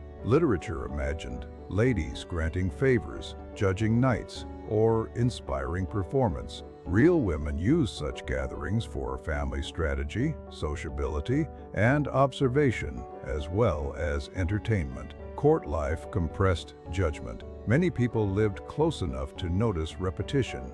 The same gown, the same jewel, the same damaged hem, the same poorly chosen color, the same failed haircut could become conversation. Fashion anxiety flourished where memory was long and privacy short. Urban neighborhoods could be equally observant. People worked at open fronts, shared wells, attended parish churches, bought from the same stalls, and knew one another's clothing histories. A sudden improvement in appearance might trigger admiration, envy, suspicion, or rumor. Beauty was public evidence, whether accurate or not. Rumor could damage women especially. A new garment might be interpreted as proof of a lover. A cosmetic could imply sexual misconduct. A woman's face and clothing became part of collective ownership because neighbors believed they were entitled to interpret them. Respectability depended on managing not only appearance, but the stories attached to it. Men's display generated different rumors. Excess could suggest debt, corruption, foreign influence, sexual disorder, or political ambition. A young man dressed above his means might impress one viewer and alarm a creditor. Clothing allowed confidence to arrive before solvency. Credit helped people participate in fashion. Merchants, tailors, and artisans did not always receive immediate payment. Households borrowed, pledged, delayed, and negotiated. A beautiful garment might represent future obligation. The body's surface could be financed. The beauty economy created skilled work for women and men. Seamstresses, embroiderers, laundresses, silk workers, dyers, perfumers, bathhouse workers, hairdressers, domestic servants, and market sellers all contributed. Some gained independence or income through the desire of others to appear well. Women were not merely consumers. They produced cloth, managed clothing, exchanged recipes, sold goods, worked in trades, and supervised servants. The stereotype of a vain female customer and rational male critic ignores an economy in which men profited from beauty while condemning it. Moral criticism itself could sell books, sermons, and authority. A preacher describing shocking fashion needed the fashion to sound vivid. The more outrageous the sleeve, shoe, headdress, or painted face, the more memorable the warning. Historians must read such complaints as performances. This is why exact claims deserve suspicion. When a modern retelling makes universal claims about eyebrows, painted veins, poisons, or hidden hair, caution is necessary. The story has probably compressed several centuries and regions into a single costume. Some individuals did extreme things. Fashion has always produced extremes, but the ordinary medieval mirror reflected compromise. A little cleaning, a little arranging, a repaired garment, a borrowed ornament, a known recipe used cautiously, an ambitious style adapted to local life. Beauty was more often maintenance than madness. To see how these pieces worked together, imagine a late medieval town waking on the morning of an important feast. The bells have not yet finished announcing the early hour when movement begins behind shuttered windows. Buyers are encouraged back to life. Water is carried.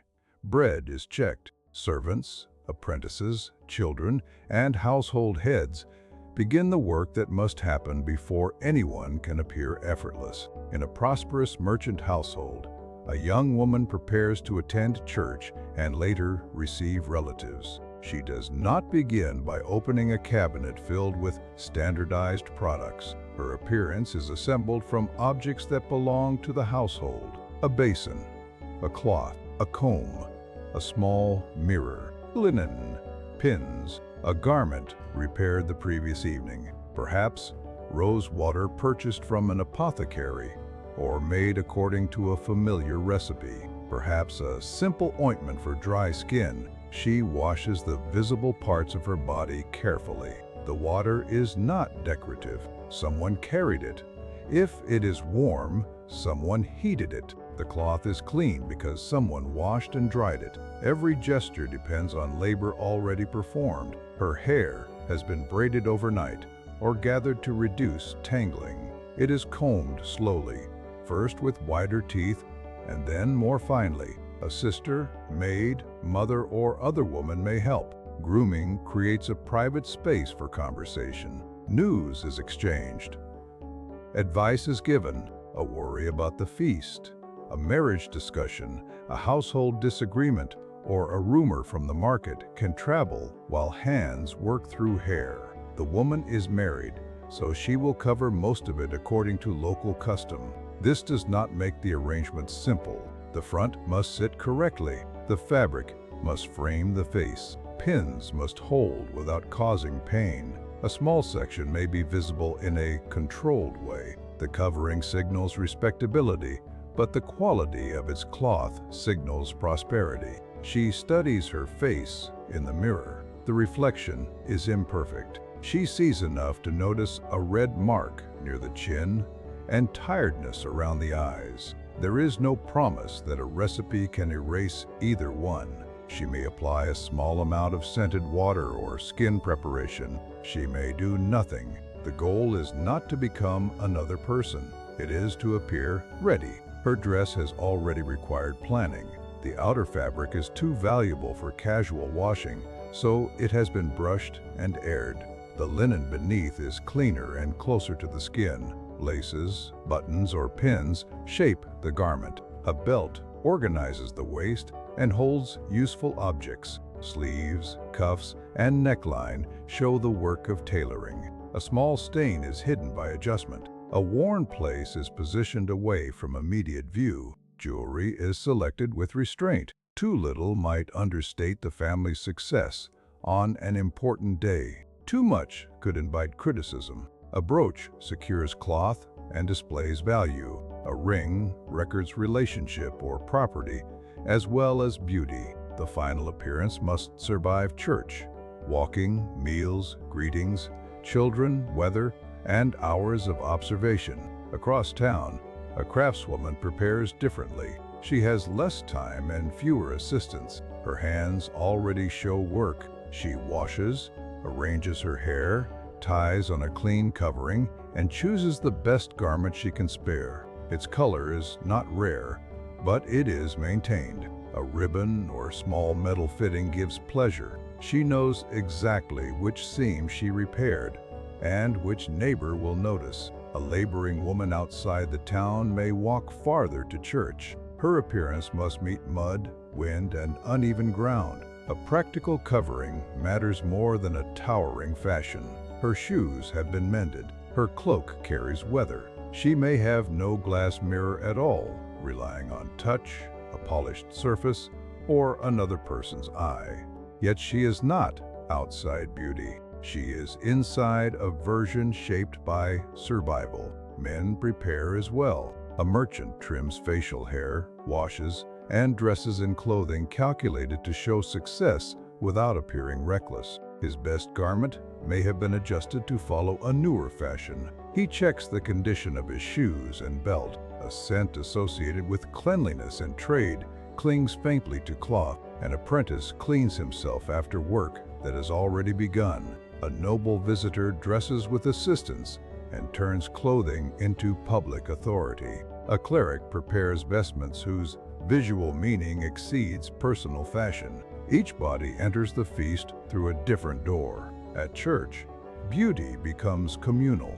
Light moves through colored glass. Polished metal reflects candles. Embroidered cloth covers sacred surfaces. Incense enters clothing and hair. The richest visual experience available to many people is not a private wardrobe, but the church itself. The congregation sees one another while pretending not to look. New garments are noticed. Old garments are remembered. Hair coverings, beards, shoes, posture, pregnancy, illness, aging, and absence all become information. Beauty is evaluated beside piety because the community rarely separates them completely.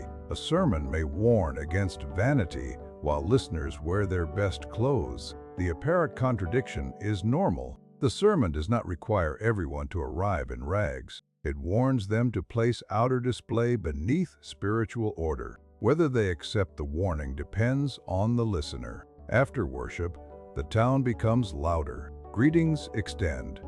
Families compare plans. Young people see one another under supervision. A face praised in private becomes a public question. Is the person healthy, modest, wealthy, kind, proud, available, properly connected? The same features receive different meanings from every viewer. At a meal, beauty must survive appetite. Courtly manners encourage control. Food should not spill. Fingers should be used appropriately. Cups should not be seized. Speech should not become too loud. A graceful person eats without allowing hunger to dominate the face. Real meals are less perfect. Children move. Dogs wait. Grease appears. Wine affects judgment. Someone laughs with an open mouth. Someone's headdress shifts. Someone's shoe hurts. The polished surface becomes human again. Music and dancing test clothing. A fitted garment must allow movement. A long train requires management. A tall headdress changes balance. A person who looked impressive while still may become awkward in motion. This is why grace could not be purchased entirely. It had to be practiced. Dancing also creates controlled opportunities for attraction. Hands approach. Eyes meet. Distance narrows. Clothing frames the body while rules limit it. The beautiful person must appear aware without appearing uncontrolled. By evening, the morning's work begins to unravel. Hair loosens. Linen absorbs sweat. Scent fades into smoke. Food and bodies, feet, ache. The face in the small mirror would no longer match its early reflection. This fading was part of beauty's meaning. It reminded people that physical perfection was temporary. Preachers did not need to invent aging, illness, or death as abstract lessons. Everyone watched them happen. The medieval image of the Wheel of Fortune captured this instability. Wealth rises and falls. Youth becomes age. Health becomes sickness. Status can disappear.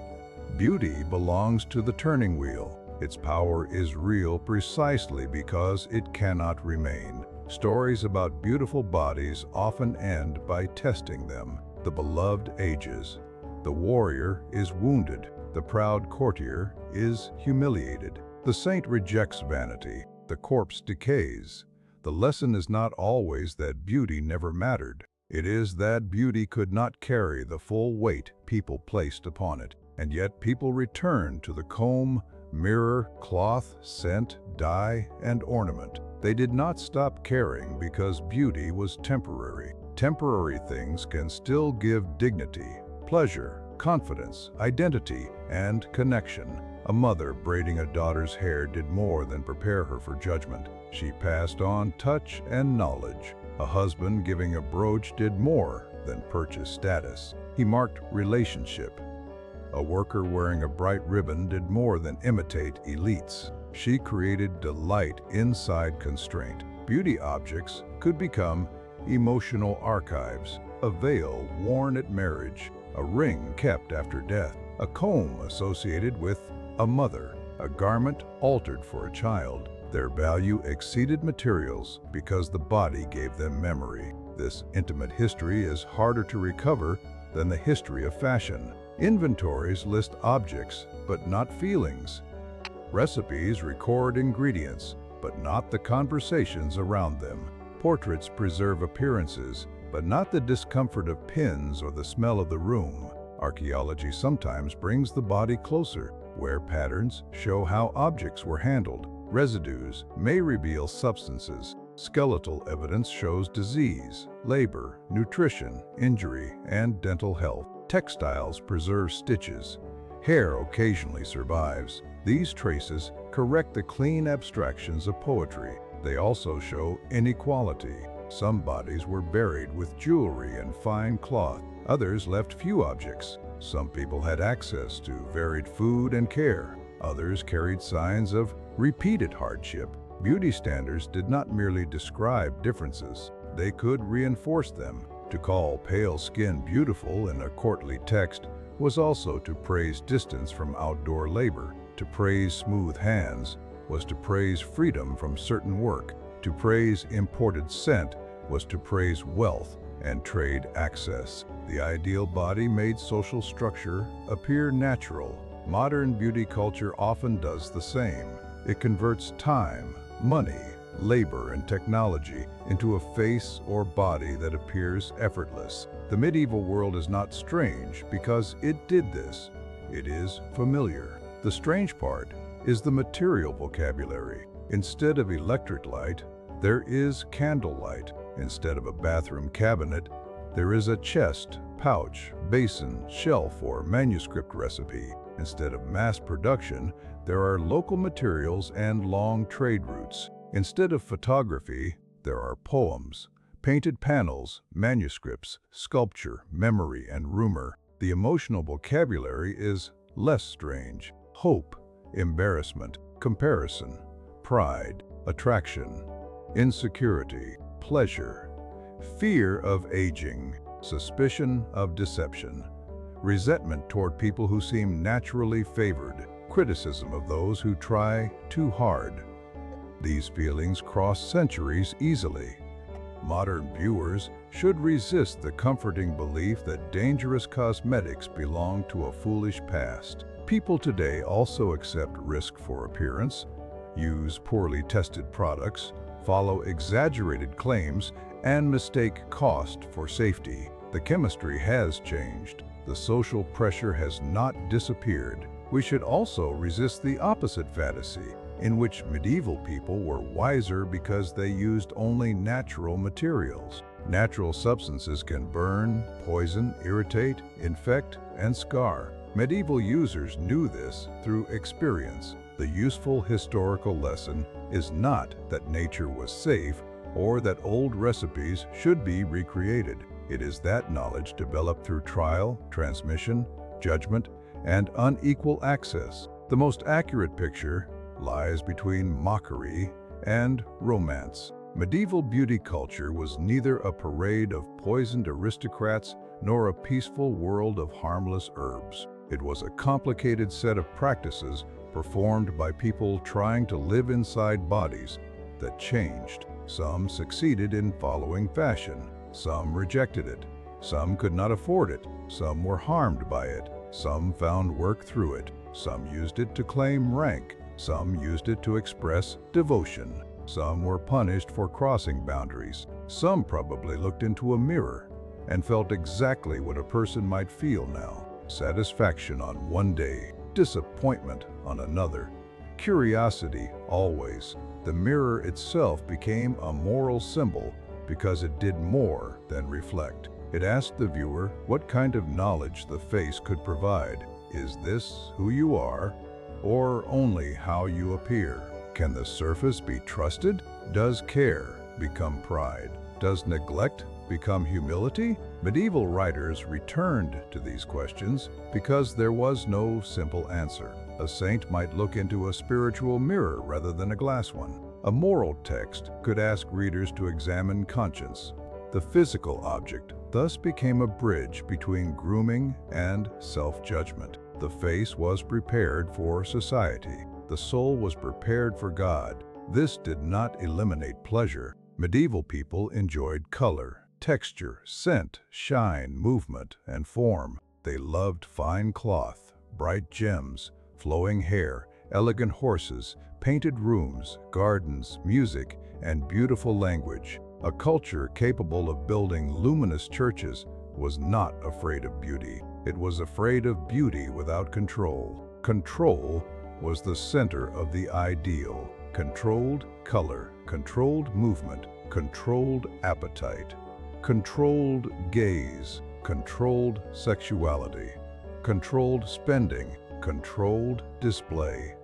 The perfectly beautiful person was not merely attractive. The person seemed ordered. No one remained perfectly ordered. That is why rules multiplied, fashion changed, sermons continued, recipes promised. Satire mocked. People adjusted veils, repaired hems, removed hair, darkened hair, lightened hair, cleaned teeth, scented cloth, and looked again. The persistence of the effort tells us something important. Beauty was not trivial simply because it concerned surfaces. Surfaces were where social life began. Before a contract was read, a sermon delivered, a marriage negotiated, or a favor requested, bodies entered the room. Those bodies carried labor, wealth, gender, age, health, religion, region, and history. Beauty standards attempted to organize the first impression. They never controlled the whole person. A woman with an unfashionable brow could still manage a business. A scarred man could still inspire loyalty. A poor girl in a plain veil could still be admired. A richly dressed courtier could still become ridiculous. Life kept interrupting the ideal. That interruption is where the real history lives, not in the impossible face of poetry, but in the person adjusting a pin after the wind catches the veil, not in the flawless hand of a painted saint, but in the chapped hand repairing a festival sleeve, not in the claim that everyone smelled terrible, but in the household drying herbs among clean linen, not in the legend that nobles casually poisoned themselves each morning, but in the cautious use of a preparation whose effects were learned through experience. Medieval beauty was ambitious, moralized, unequal, inventive, and temporary. It was also ordinary. The small mirror was not always used to create a spectacle. Sometimes it simply helped a person place the covering straight before leaving home. Many of the most dramatic stories about medieval beauty become clearer once we stand at the end of the period and look toward the Renaissance. The transition did not happen on a single morning. Workshops, courts, recipes, trade networks, and habits continued across the boundary. A woman living in an Italian city near the end of the 15th century did not wake up and announce that the Middle Ages had ended. Historians create periods to organize change. People live through mixtures. This is why a late recipe can belong to a medieval tradition and an early modern future at the same time. It is also why caution is necessary. The further we move into the 16th century, the richer the surviving cosmetic literature becomes in some regions. Lead whites, mercury compounds, arsenic preparations, elaborate skin waters, hair dyes, and printed collections become easier to document. When these vivid practices are pulled backward, they can make earlier centuries look more uniform and theatrical than they were. The famous pale face covered with white paint is especially vulnerable to this backward projection. Pale or clear skin certainly carried prestige in many medieval elite contexts. White cosmetics existed, harmful ingredients existed, but an ideal described in a poem is not the same as a thick cosmetic mask, and a recipe is not proof of daily use by an entire class. The painted blue vein offers another example. Later, beauty cultures sometimes valued visible delicacy and used cosmetics creatively, but popular accounts often state that medieval women routinely drew veins on their bodies without distinguishing evidence, place, or date. A striking claim travels farther than a qualified one. Repetition gives it the appearance of fact. The same happens with urine hair treatments, animal dung depilatories, leeches, crushed pearls, toxic rouge, and a long list of memorable ingredients. Some appear in historical traditions, some are misdated, some are preserved as medical or cosmetic recipes whose actual use is uncertain. Some were rare. Some may have been satirical or copied from older authorities. Once collected into a single narrative, they create an imaginary woman who spends every morning applying a laboratory of danger. That woman is useful for entertainment because she makes the past look foolish.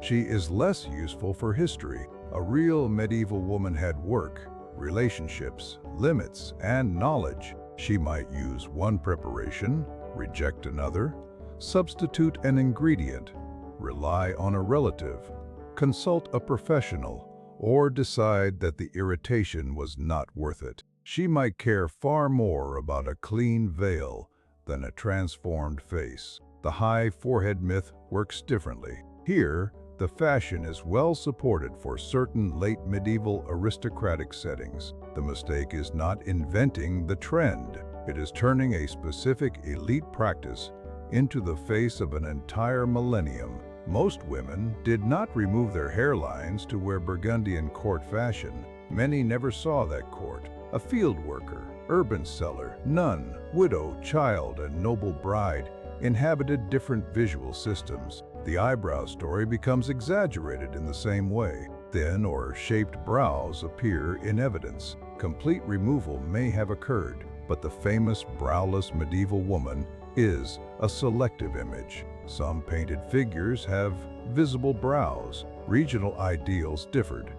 Fashion moved. Human hair continued to grow, stubbornly resisting historical categories. The myth that all married women hid every strand of hair also turns a broad social expectation into an absolute rule. Covering was important in many communities, but practice varied. A veil could slip, hair could show at the temples. Different occasions required different arrangements. Young women, servants, laborers, noblewomen, and religious women did not wear identical coverings. Law and sermon describe ideals partly because actual life did not obey them perfectly. The myth of universal blondness arises from literature and art. Golden hair was praised in influential traditions, but admiration is not population. The brunette woman did not become invisible to desire, nor did red, brown, black, gray, or mixed hair disappear. Local familiarity, individual preference, family strategy, and personal attachment mattered more than any poetic formula once people lived together. The myth of the fragile medieval woman is equally misleading. Courtly language could celebrate delicacy, while real women hauled water, worked fields, brewed, spun, traded, managed households, rode, traveled, and survived childbirth. An aristocratic silhouette that minimized signs of labor did not make female labor unnecessary. It made labor easier to ignore. A similar contradiction shaped male beauty. Courtly men were expected to look controlled and capable, but their polished bodies relied on servants, tailors, armorers, grooms, barbers, laundresses, and income. The noble warrior's effortless elegance was an organized production. Physical ideals also changed with political need. A young ruler might emphasize vitality. An aging ruler might emphasize wisdom and continuity. A military leader could present toughness. A courtier could present refinement. Beauty did not simply govern power. Power selected the kind of beauty it wished to display. Religious communities offered alternatives without escaping appearance. A monk's tonsure, a nun's veil, a pilgrim's clothing, and a hermit's austerity all made visible statements. The rejection of fashion became its own visual language. Plainness could communicate discipline, humility, office, or belonging. Religious dress still required material. Cloth had to be produced. Garments had to be maintained. Rules specified.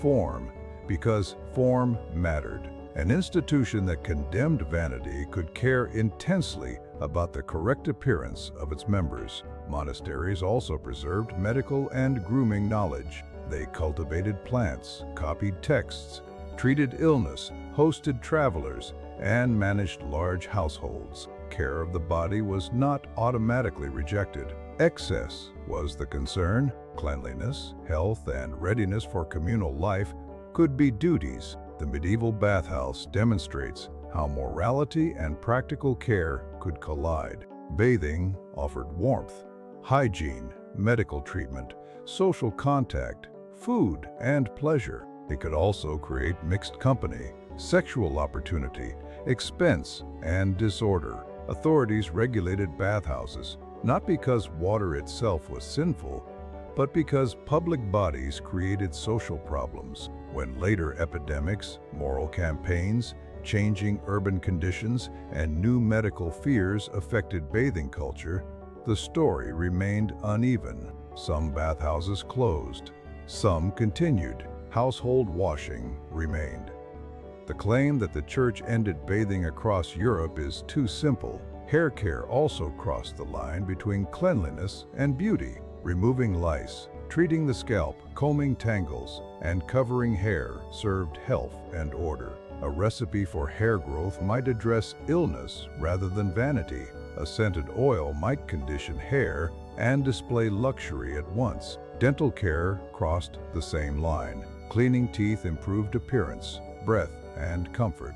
A preparation for white teeth could be cosmetic and medical. The modern division between health care and beauty care would have seemed less obvious in a household where the same manuscript held recipes for wounds, stains, food, scent, and skin. This integrated world helps explain why the word cosmetic can mislead. It suggests optional decoration added after health is secured. Medieval body care often treated surface and health together. Clear skin, strong hair, pleasant breath, and clean clothing were desired partly because they signaled that the body and household functioned properly.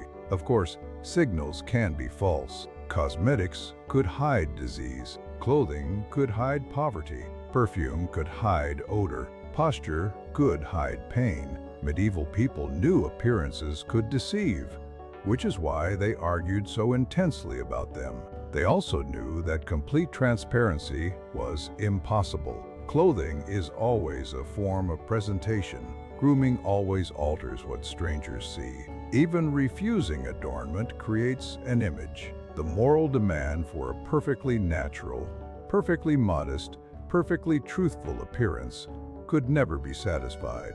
This impossibility placed women in particular under continuous judgment. A woman who used color might be deceptive. A woman who did not maintain herself might be negligent. A beautiful woman might be dangerous. A plain woman might be mocked. A young woman had to protect reputation. An older woman had to age without appearing either careless or vain. Men experienced judgment too, though with greater legal and social freedom. A man could be mocked for excessive fashion, inadequate masculinity, ugliness, age, or bodily weakness. Yet male appearance was more often connected to authority and performance than to collective responsibility for other people's desire. Modern retellings sometimes reproduce the medieval imbalance by laughing at women's recipes while treating men's armor, tailoring, grooming, and display as serious history.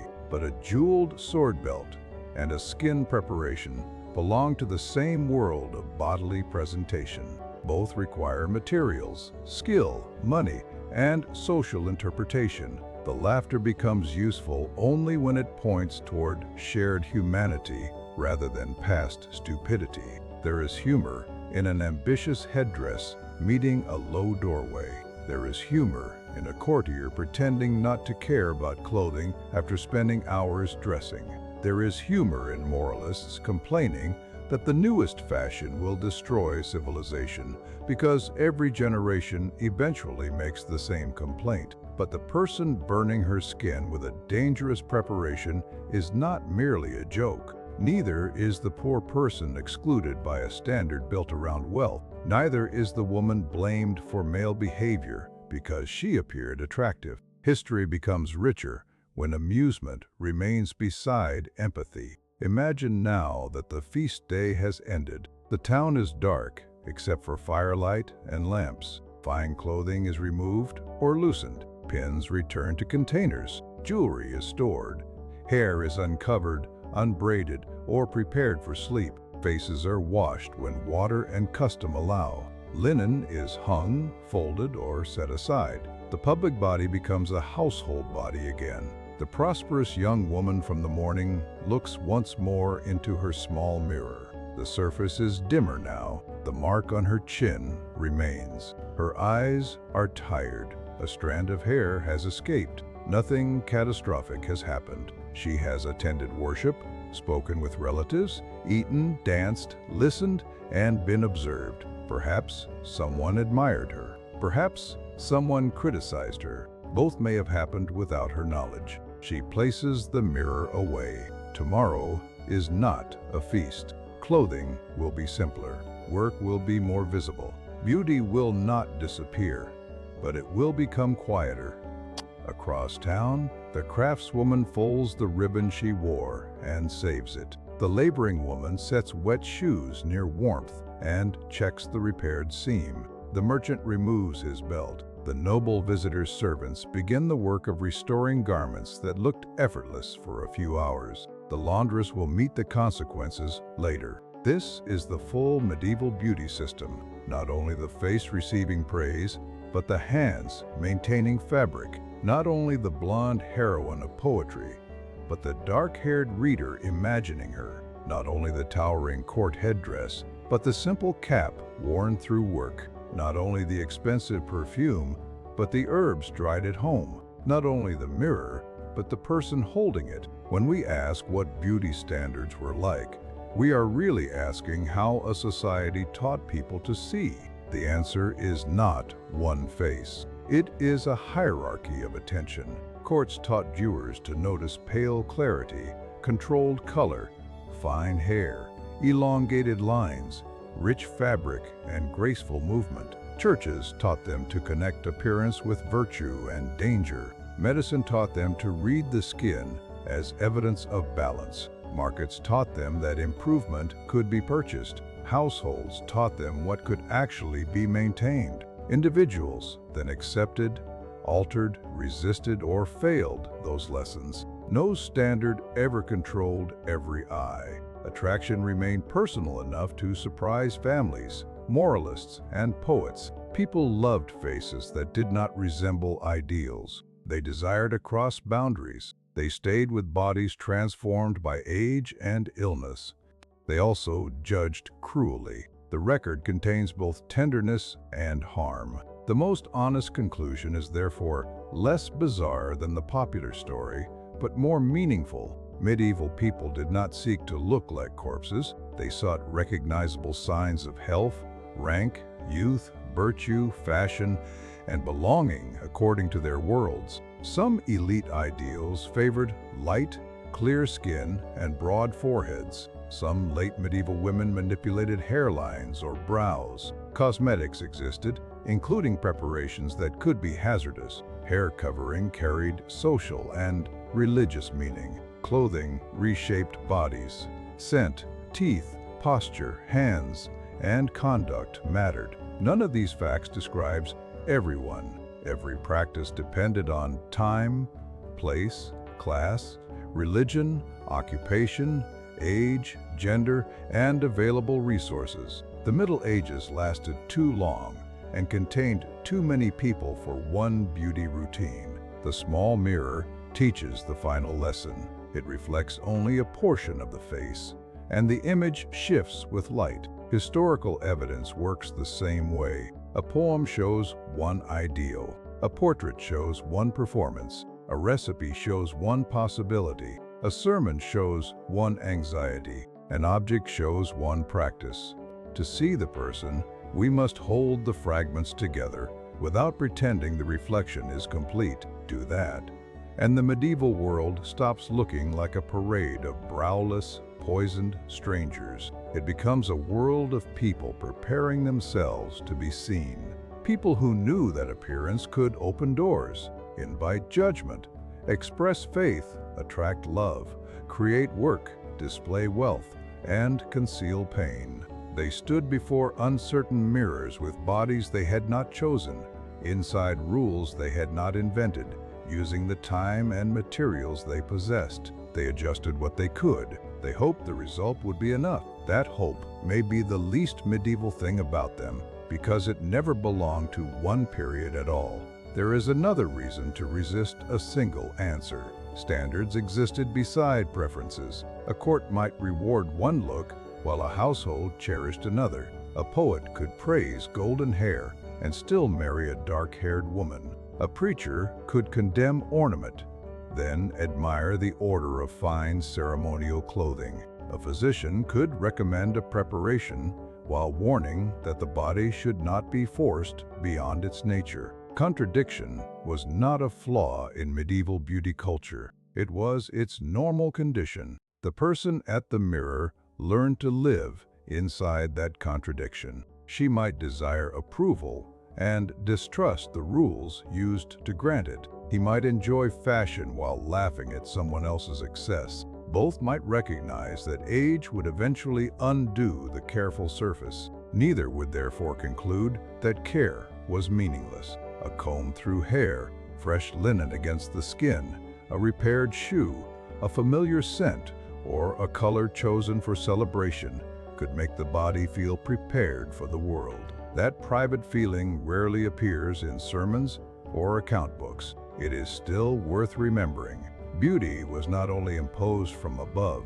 People used it to create small forms of agency, comfort, pleasure, and recognition. The history becomes most human when the ideal face recedes and ordinary gestures remain. Washing, combing, cleaning, mending, coloring, uncovering, looking, being looked at. These actions connected body and society every day. They required no perfect complexion and no courtly fortune. They required only the knowledge that appearance changes how a person moves through the eyes of others, and sometimes through their own.